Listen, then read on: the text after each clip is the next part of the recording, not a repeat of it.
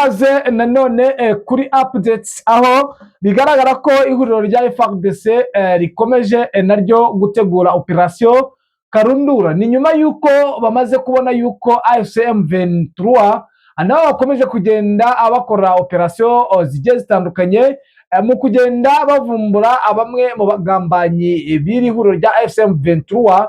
Urabona yuko na FARDC ikomeje kugenda ikora operation zikomeye. Ni mu nkunde tuze turebe akantu ku kandi, turebe uko situation ihagaze, tumenye ibiri kubera Iwaikare nyuma yuko umujyi wa Uvira hakomeje kugenda hagaragara gutinyana gukomeye. Munyemere rero tuze turebe uko byifashe ku kibuga cy'imirwano, turebe mu mujyi wa Goma, turebe uko bimeze. Ku murongo wa telefone turi bwakira umuroko informa aduhe ido nido. Ni munyemere rero mbanze mbashimire mbifuriza amahoro y'Imana, ndetse namwe bashasha ambifuriza ko mwaguma kuri Kigali News mukanda subscribe, like, share, bityo mukiyongera mu muryango mugari wa Dema kumva mukora cukumbuye kandi yizewe. Ni munyemere rero dutangirire ku byabaye kuri FARDC nyuma yuko bakoze operation Karundura bagafata abasirikare b'ihuriro rya AFC M23. Ni operation yakozwe itangaje. Ni igisirikare cya Congo FARDC cyagaragaje abantu kivuga ko ari abarwanyi ba AFC M23 bafatiwe ku rugamba. Ubutumwa buri kumwe n'amashusho buvuga ko mu bikorwa bya gisirikare ibyo bita operation Sikora ya kabiri, abarwanyi 20 barimo abo muri M23 nabo muri twirwaneho bishikirije ingabo za Congo FARDC muri teritwari ya Fizi, aha ni mu ntara ya Kivu y'Epfo. Colonel Apoko Bangala Michel ukuriye ibikorwa bya Sikora ya kabiri muri Kivu y'Epfo niwe wagaragaje bariya barwanye.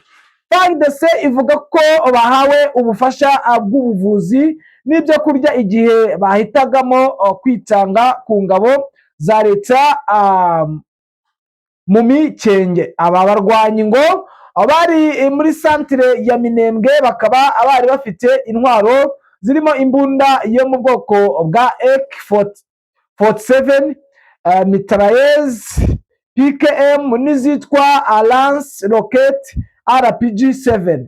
FARDC ivuga ko ngo abo barwanyi bavuze ko bavuye mu nyeshyamba kubera gufatwa nabi n'ubuzima bugoye. Colonel Apoko Bangara Michel yabwiye bariya barwanyi ko bashishikariza bagenzi babo bakiri mu ishyamba gushyira intwaro hasi kuko ngo bazakirwa neza kandi bakabafasha mu buryo bwose. Cyakora AFC M23 nyuma yo gufata umujyi wa Goma na Bukavu, hari abari mu ngabo za Congo bahawe Croix Rouge babasha gusubira i Kinshasa. Mu gihe gishize AFC M23 yavuze ko yasubije Congo abasirikare nabo mu miryango yabo bagera ku 5,000 bari baraheze mu mujyi wa Goma. Ibyo Congo ntacyo yigeze ibivugaho. Ibi rero bigasa nkaho FARDC ivuga ko ngo abo barwanyi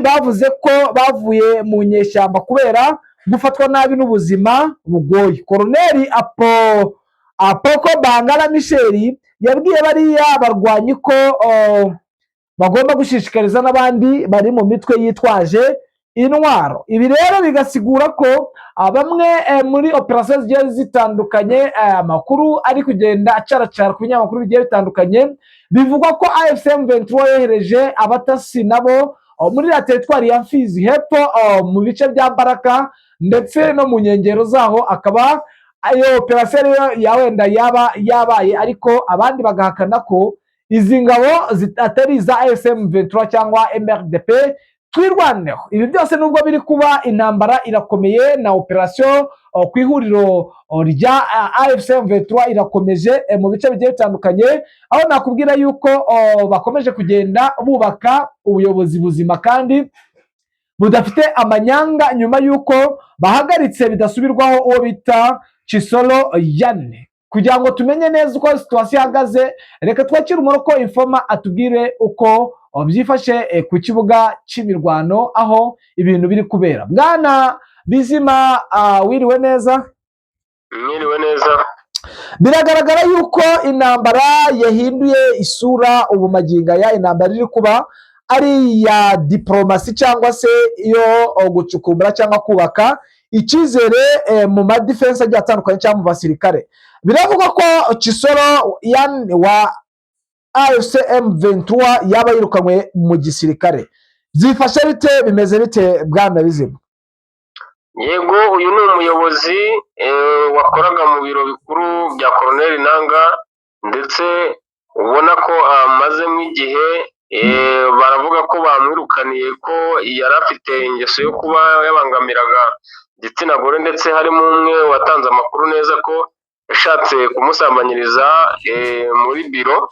Rero ni amakuru yasakaye hose kandi ubona ko bayatanze ko ari iki kintu yazize, ariko hari amakuru ataramenyekana neza agaragaza ko bashobora kuba ari uburyo babaye nk'aho babihindura muri izi nzira zo kugaragaza icyaha yakoze, ariko ari mu bantu bakekwaga ko bashobora kuba batangaga amakuru mu nzego z'ubutasi za FARDC, kuko ubona ko uyu mugabo yari amaze umwaka urenga yiyunze kuri uyu mutwe wa M23, ndetse ubona ko ahantu yakoreraga ari ahantu ibukuru cyane ku buryo yamenyaga amabanga yose y'ibibera muri uru rwego, kandi wabaga azi neza operasiyo zose ziri gutegurwa ndetse na diplomasi zose zikoreshwa muri M23. Rero ni umuntu ukomeye ubona ko yari n'ahantu h'ingenzi. Iki cyaha rero kuba aricyo kimuhama cyamushinzwe, sinzi niba nabibara ko yarekuwe cyangwa yaba afunze. Ndakeka uyu mugabo nubwo hano bitagaragara neza ko yaba afunze, ariko yakabaye afunze kuko iki ni icyaha gihanwa mu mategeko, keretse bibaye ari ukubimwagiriza nta bimenyetso bifatika bihari yuko cyamuhamye. Ariko uyu ni uwagaragaye kandi wavuyemo, niko byiswe ko yirukanywe. Niyo makuru yatangajwe ko yirukanywe atakiri mu kazi ubu tuvugana. Yes, bwana Bizima, biragaragara ko hakomeje kugenda hakorwa operasiyo zigiye zitandukanye mu mujyi wa Goma.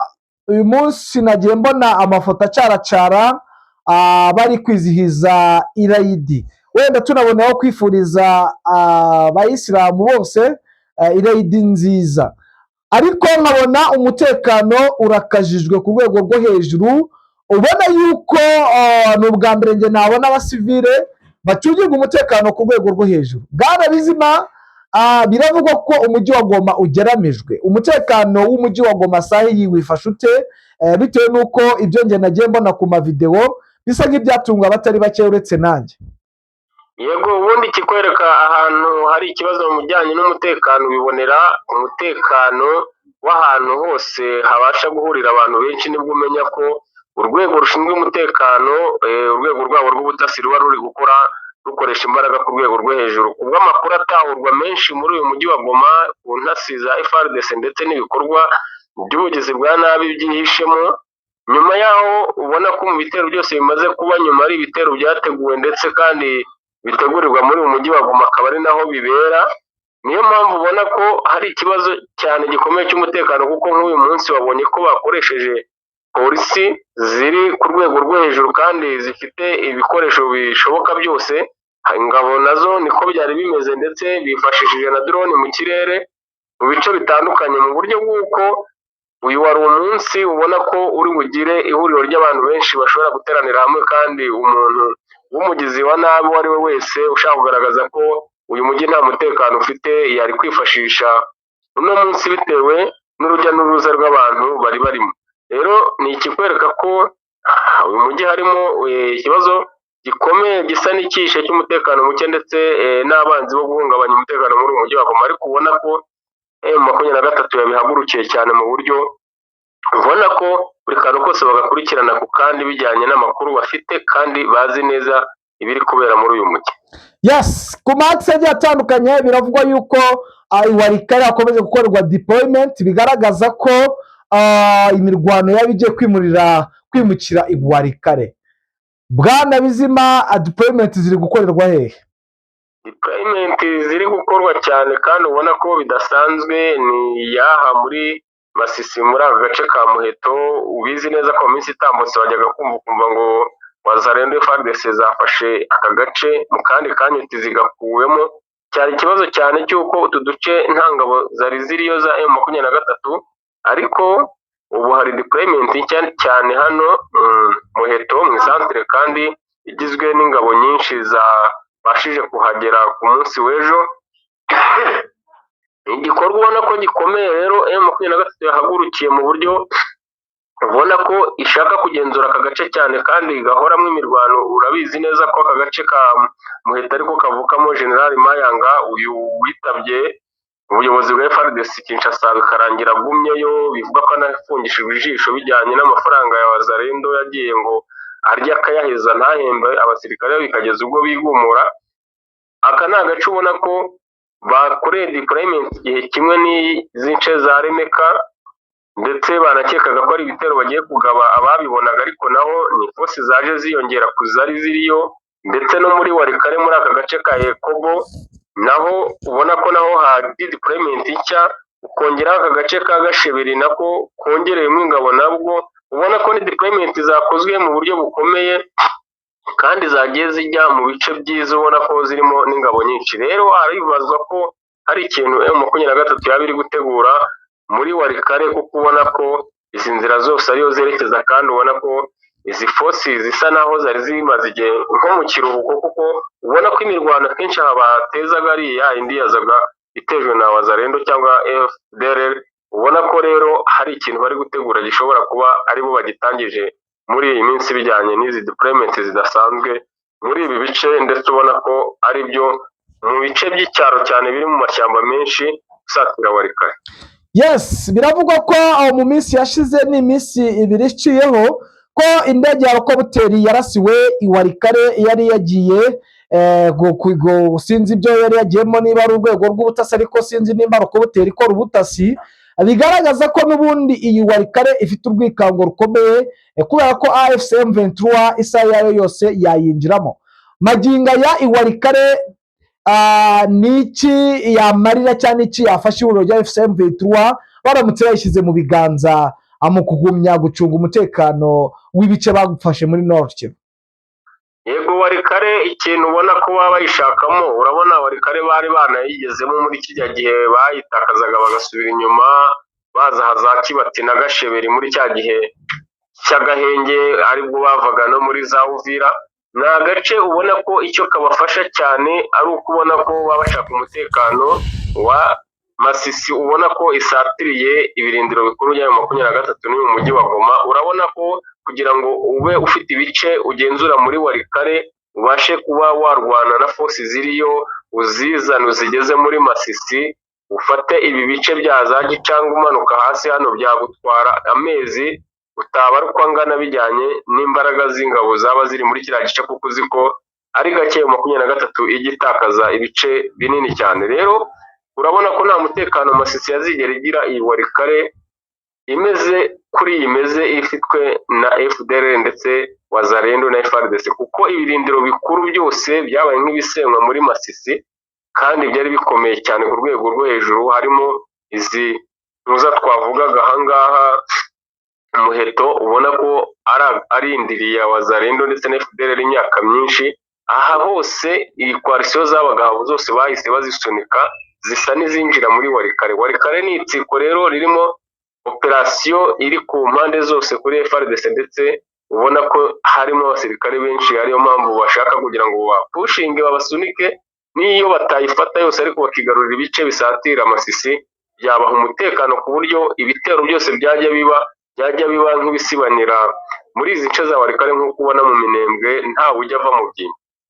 Yes, bwana Bizima rero sinzi wenda katunyarukire muri zone ya Sud Kivu, turebe Uvira uko byifashe, na zone ya Minembwe aho bivugwa ko n'ubundi nyuma yuko habayeho gufata abasirikare bakabitirira ko ari twirwaneho, hari bamwe muri twirwaneho batangiye kwamagana ko atari ingabo zabo.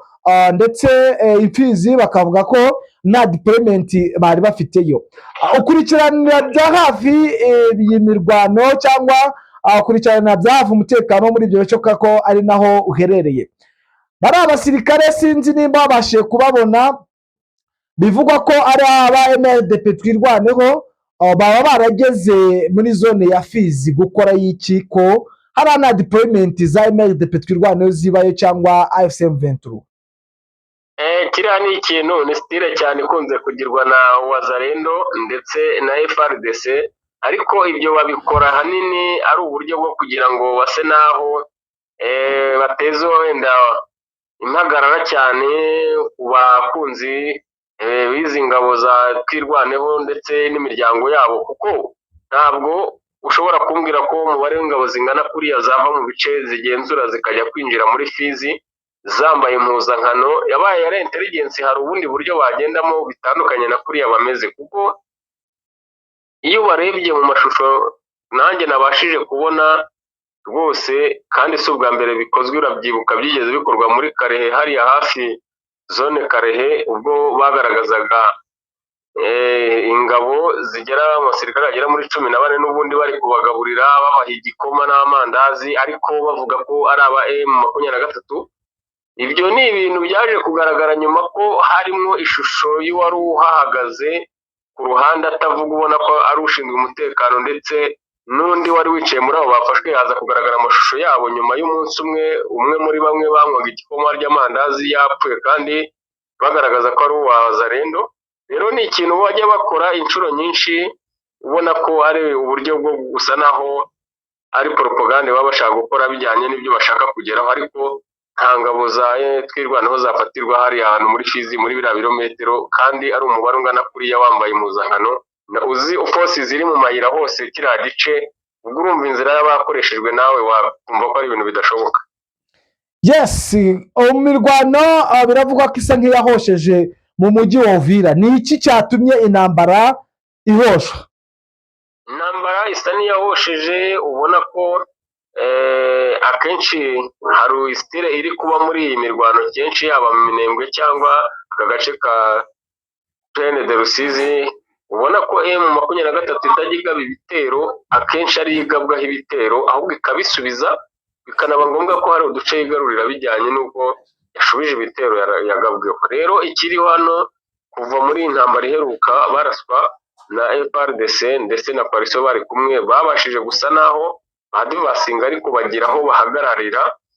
Kuva FRDC yahagaritse iyo mirwano icyo gihe ntirongera kurasa, niyo mpamvu ubona ko M23 yifashe iyo iteka isa naho ibitegereje, ariko hari ibibazo byinshi bihari bijyanye n'umutekano ku ruhande rwa FRDC. Wazalendo irasana rya hato na hato, kudahuza mu byo bakora, bapfa bimwe na bimwe bitari ngombwa, ku buryo n'ubundi muri Uvira ndetse n'izice za Kiriba urusaku rw'amasasu kuri uyu munsi rwagiye rwumvikana, ndetse hakaba ibyikango yuko ushobora kuba ari M23 igabye ibitero. Abaturage bamwe barakangarana biteye ubwoba, kuko hari ibyamaze umwanya, ariko byagaragaye ko ari amakimbirane ari hagati ya FRDC ndetse na Wazalendo mu byo baba bapfa bijyanye n'amafaranga bagenda baka ku mabariyeri ndetse no kwigwizaho indonke kuri buri ruhande. Yes, nibyo Bwana Bizima, biragaragara yuko imirwano isa nkaho ikomeje kugenda igaragara, isa nkaho igenda yubura, ndetse imbaraga zimwe zikaba zajya mu tundi duce bitandukanye, n'ukuntu muri ino minsi imirwano yajyaga iba ukabona yuko iri kugenda iba mu duce tugiye dutandukanye. Amakuru ndi kuhabaga na bamwe mu baturage baherereye muri ibyo bice bya Masisi, baravuga ko hashoboka kuba hari intambara iri gututumba yo gufata Walikale yose, akaba ari nayo mpamvu ubona yuko AFC M23 yashinze ibirindiro ikaba itari kwavansa. Andi akambwira yuko impamvu batari kwavansa bari kwanga ko ingabo z'u Burundi zahita zambuka azigaca inyuma ihuriro rya AFC M23. We niko ubibona mu mbanizo Bwana Bizima? Yego, kuko ubona ko operasiyo yose yari isa naho mu bitekerezo by'abantu icuramiye Uvira, ushobora kubona bibaye kuriya n'ukwezi kugashira hadafashwe, ahubwo ugasanga hari ibice bindi nk'ibi twavugaga bya Warikare byigaruriye mu masegonda make cyane, kandi kubw'uburangazi bwa FARDC bizeye ko ariho hari ikibazo gikomeye. Naho ibijyanye no kwinjira muri Uvira ntabwo cyaba ikikango cyo kwanga kujyamo ko gutinywa kuraswa n'abarundi baturuka inyuma, kuko fosi yakwa divasinga muri biriya bice yinjira mu mujyi wa Uvira, hagomba kugira indi isigara muri biriya bice igenzura ziriya ngabo z'u Burundi zisa naho zirebana nabo mu maso. Kandi ni ikintu kigaragara ko ubwirinzi buhari hariya kuri iyi misozi iri hejuru ya Plaine de Rusizi ku ruhande rwa M23, kuko ubizi neza ko ubushize babwiye ko nibagerageza gusa naho hari ibitero cyangwa imbunda zirasa mu bice bagenzura, bazirasira ku butaka bw'u Burundi bwite, kuko imbunda zibikora bazifite. Rero ntabwo ubwoba ari uko babaca inyuma, ahubwo hariho kuba banga uru rusaku rw'amahanga. Ubizi neza ko Uvira yabaye Uvira, ndetse n'ibi biganiro byari biriho batari bakamenya iherezo ryabyo. Ariko hakabaho noneho na cya kindi kivuga ngo nibandasa ngewe icyo nkora ni iki. Habayeho kugaba igitero ku ibi birindiro ibyo ari byo byose biri muri kano gace bya M23. FARDC igomba kuzaraswa byanze bikunze, n'uyu mujyi ushobora gushiduka M23 iwugezemo. Yes, bwana Bizima, reka tugushimire, tukwifuriza kugubwa neza, tukwifuriza n'umugoroba mwiza. Yego, namwe murakoze cyane. Namwe bakunzi ba Kigali Real News, reka tubifurize amahoro n'amahirwe mu byo mukora byose, kandi mbonereho kwihanganisha abarwayi, abatameze neza, ndetse n'abari muri zone ziri kuberamo imirwano. Ciao, Imana ikomeze ibane namwe.